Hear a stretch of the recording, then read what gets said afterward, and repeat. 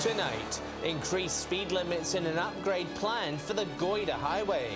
And the historic HMAS Whyalla to be lit up this weekend.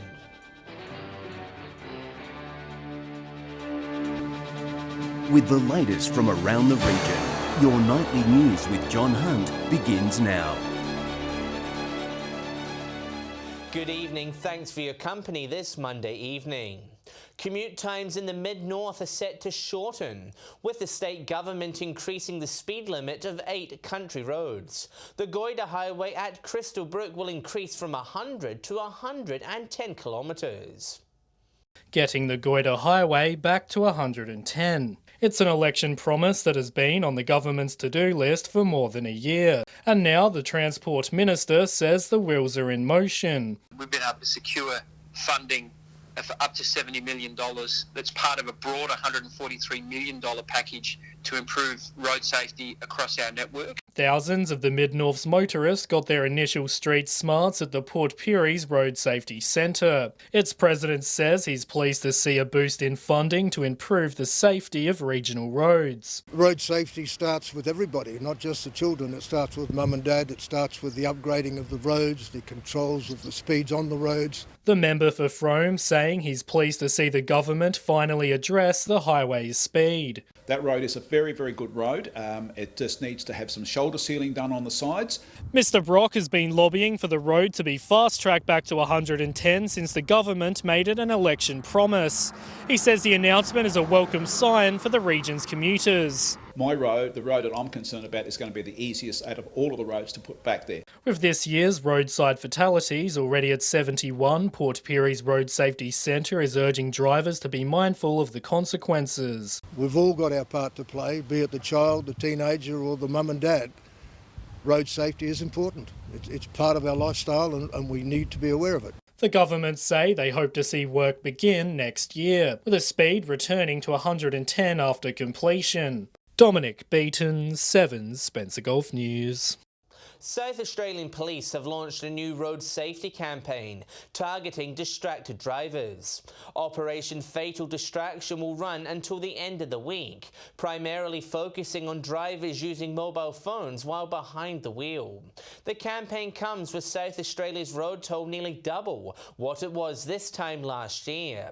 Drivers caught using their devices can expect to be fined nearly $600 and will gain 3 demerit points.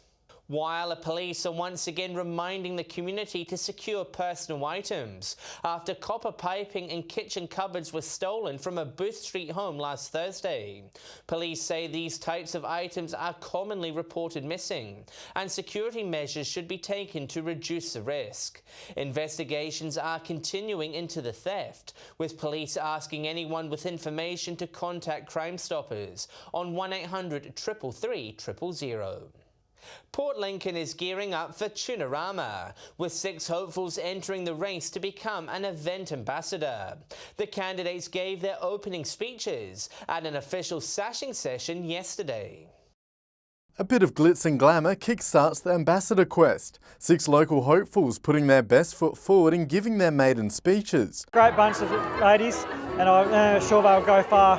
The personal qualities really shine out for them, and I know they're all dedicated to doing their best to fundraising for their charities. The ladies receiving their sash as well as giving the community a chance to meet the ambassador hopefuls. 17-year-old Zoe Pratt, the latest entrant to throw her hat into the ring. It's like out of my comfort zone, so I felt like it was a really good thing to do to put my name out into the community. With support from Clean Seas, Miss Pratt will be raising money for Lincoln Alive, a cause close to her heart. My sister, who has lost 7 friends to suicide, supporting her was a big challenge to do, but it's really given me the big step forward to do this. This year sees the first ever special needs entrant, Winnie Marden, representing disability organisation CARA. How does being part of Tunarama make you feel? Very proud. Miss Marden helping bring diversity to the time-honoured event. It's great to have our first special needs entrant involved, and I hope in the future we'll have more. The entrants now working towards raising funds for their chosen charities, with only 6 months left until the winner is crowned. I am a little sad to be nearing the end of my journey as ambassador, and I know whoever takes it over next will do a brilliant job. All six will host several fundraisers and events in the coming months as they all eye off the Silver Crown. Nathan Regter, 7 Spencer Golf News. While residents have learnt the devastating truth about the impact of microplastics on the environment at a local workshop, organisers say we already consume more of the material than we think. It's an unhealthy and devastating product causing immense damage to our environment. Microplastics were the focus of a Whyalla event, training locals to map them out on our local shorelines. And we show the program down on the beach and we collect microplastic.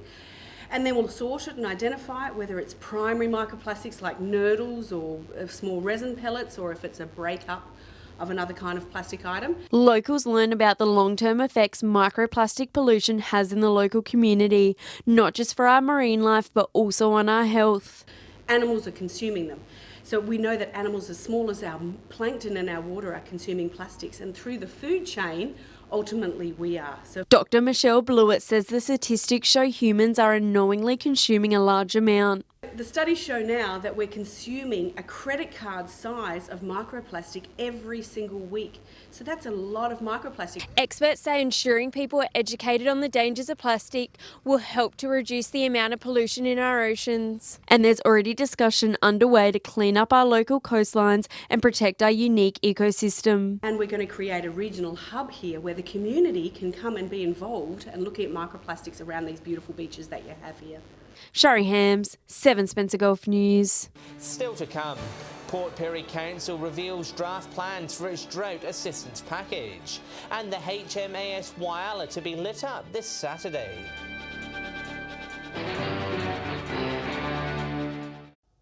Welcome back. Port Pirie Council has revealed draft plans for how it'll spend its $1 million drought package. Infrastructure, mental health and communications have been earmarked as areas for investment. A welcome flood of funding for Port Pirie surrounds. The Mid-North's regional towns are set to benefit from the tail end of the federal government's community drought program. It hasn't been something we've dreamed up in a hurry. We've actually been doing the plannings. Council want to make the small amount of funding go a long way and will prioritise infrastructure projects in regional towns. Drew up a steering committee of our 4 regional councillors, and from that point of view we've been back to our communities. The Mayor says he also wants more action taken on tackling depression, with the drought placing immense stress on the region's communities. Funding for a Crystal Brook men's shed is on the cards. We're looking at some mental health issues inside of Crystal Brook with the men's shed. All of those things are being costed at the moment. They're pretty close to the number. Funds will also be allocated to fix Kalunga's cellular blackout woes. Local government has come along in this case and been able to find a solution that we can actually do something to help the residents of Kalunga, where they've been experiencing a black spot for quite some time. Council also say they're hoping to address 4G issues. The Deputy Mayor says residents have raised concerns they're unable to reach emergency services through the network. We've got a black spot in the main street, and where you've got a regional town that cannot access Wi-Fi or 4G network and you know the things that we take for granted. Dominic Beaton, 7 Spencer Golf News. A new strain of the Khaleesi virus is set to be released in the Mid-North to help manage feral rabbits. Regions Minister Tim Whetstone says the government will work alongside landowners across regional South Australia to help lower rabbit populations. Figures show rabbits cause $30 million worth of damage to crops and pastures each year. Rabbit owners are being urged to ensure that their pets' vaccinations are up to date. Ratepayers are being asked to have their say on the future of local government. The state government is developing a discussion paper as it prepares to review legislation governing the sector. It's seeking feedback in areas such as council conduct, reducing costs, simpler regulations and transparency. People looking to make a submission can visit the USA website. Consultation closes on November the 1st. And the RSPCA has launched its annual campaign to raise awareness about animal cruelty. Combat Cruelty will focus on exposing South Australians to the impact of the mistreatment of animals. They're encouraging locals to sign an online pledge to help reduce the impact. 579 animals were found abandoned on South Australian properties last year, a 2% increase compared to 2017, with 32 cases taken to court. HMAS Whyalla will be lit up with animated projections on Saturday night as part of an arts festival touring South Australia. Staff at the Whyalla Visitors Centre are encouraging the public to attend. Lighting up Whyalla's local icon, Illuminants will be stopping in Whyalla this Saturday night, bringing local stories to life. Created these little moving pictures that go along with some strange and weird stories from Whyalla's past. This event is a part of the Sala Production Art Tour and will be a first for the historic HMAS Whyalla ship. Ship's been lit with moving pictures, so really excited to see those moving images on the ship and be able to have a whole new backdrop for an illumination display like this one. Organisers say this event is a unique opportunity for the city. I think it'll be really amazing to see it on the ship. Like, it's quite different. People often project onto silos and things like that, but we've got a ship. And if popular, council will investigate producing a more permanent display in the future. We can light it up every night of the week to have that interest that you could pull in, watch the show, pull in overnight and stay, and just create that next level of visitor economy. Miss Hughes says the free event will be something not to be missed. So we're opening up the visitor centre here, and you can come. We're actually going to project on the other side of the ship. You can come in the side gate, it's free. Meanwhile, Whyalla's Visitor Centre also has some new arrivals with signs welcoming tourists. Gives us some pride about that as well, so we wanted to show the things that we love, but also kind of just create a bit of interest out there, so we want people to go looking and go exploring. For more information, visit the council website. Shari Hams, 7 Spencer Golf News. Stay with us after the break. We take a look at the weekend's footy results and we'll have the weather details with Britt.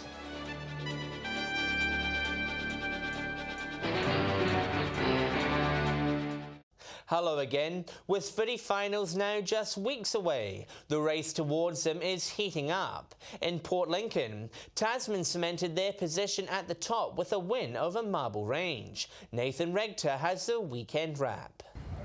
It was always going to be a tough competition for Marble Range, going head-to-head against the team sitting comfortably on top of the ladder. They jumped out of the blocks early, scoring 3-3 in the first quarter. The Rangers had their chances but proved wasteful, kicking 2-8 in the first half. It was the third term that set up Tassie's victory, with Wagner proving his worth for the team by booting 5 goals. 11 goals to 6 rendered the contest over as Tasman's cruised to a 31-point victory. In the other games, Mallee Park had a 6-goal win over Lincoln South to keep up the pressure on Tasman, while Waybacks were too strong for Boston's at Centenary Oval, winning by 74 points. Looking around the region now, and in the SGL, an 11-goal-to-3 first half saw South Augusta cruise to a win over Port. It was a little closer between Centrals and West. Centrals led by 6 goals at three-quarter time, but West came home strongly with 4 goals to 1 in the final term. However, it wasn't enough, going down in the end by 16 points. While in the other match, Props Risdon had an 18-point win over Sollies to remain top of the ladder. In Whyalla and Centrals thrashed North, all but sealing a double-chance final. West kept Rupina to just a single goal on their way to a 141-point win. While the Tigers also had a win over South. Up in the northern areas, Mboolaroo won over Southern Flinders, Crystal Brook snagged a win over Mundura, and Jamestown suffered a devastating 119-point loss against Orroroo. In the Great Flinders and Ramblers had a win over Lock, United Yalana crushed Tumby Bay by 75 points, and Cummins had an easy victory against Ayr United. On the York Peninsula and Southern Eagles scored wins, Centrals took chocolates against Ardrossan, and both Wallaroo and Baskerville saw defeat. Over to the Silver City, and South scored a win against West, while North cruised to an easy victory against Centrals. So there's all the action from the football field across the region, and I'll be back tomorrow with the rest of sport. Thanks, Nathan. Weather time now, and there was a touch of spring in the air today. Here's Britt with the details. Thank you, John, and good evening. It's been bright and sunny across the region today. Port Augusta and Whyalla both reaching tops of 22 degrees, Port Pirie 20, Port Lincoln and Adelaide 19, Broken Hill with the top of 18 today. And if we look to the satellite, we can see relatively clear skies over our region. Tonight a high will move into the Tasman and tomorrow a weakening cold front will cross the Gulf. Sticking with tomorrow on the waters, northerly winds tending northwesterly at up to 20 knots, with seas at 1.5 metres. And the sun will rise just before 7:10, with sunset just before 5:45. Mostly fine conditions forecast across the region, apart from late morning showers about the Eyre Peninsula and Adelaide. Port Augusta looking sunny with an expected top of 24 degrees. Whyalla partly cloudy and 23, Woodner 22, Corn and Port Pirie both with tops of 21, Broken Hill sunny and 20 degrees, Cleve also 20 with showers expected, Kadina and Adelaide both 18, Port Lincoln, Coffin Bay and Clare all 17. Looking ahead through the week now with showers and rain expected over the coming days. Port Lincoln looking wet for the remainder of the working week with strong winds expected on Thursday. Cleve expecting showers on Wednesday with rain and wind on Thursday. Woodner with showers Wednesday and Thursday. Showers at Kadina and Whyalla on Wednesday, both expecting rain and strong winds on Thursday. Port Augusta with showers over the next 3 days. Port Pirie and Clare both with showers forecast on Wednesday, Thursday looking rainy and windy. And finally, Broken Hill remaining dry Wednesday, looking sunny, partly cloudy on Thursday and Friday. So John, it looks like we've got a wet few days coming our way. Better take advantage of tomorrow's dry conditions while we've got the chance. Good advice. Thanks for that, Britt. And that's the local news this Monday evening. Thanks so much for your company. I'll have some updates later in the evening, but until then, enjoy your evening's viewing here on 7. On behalf of the team, it's good night.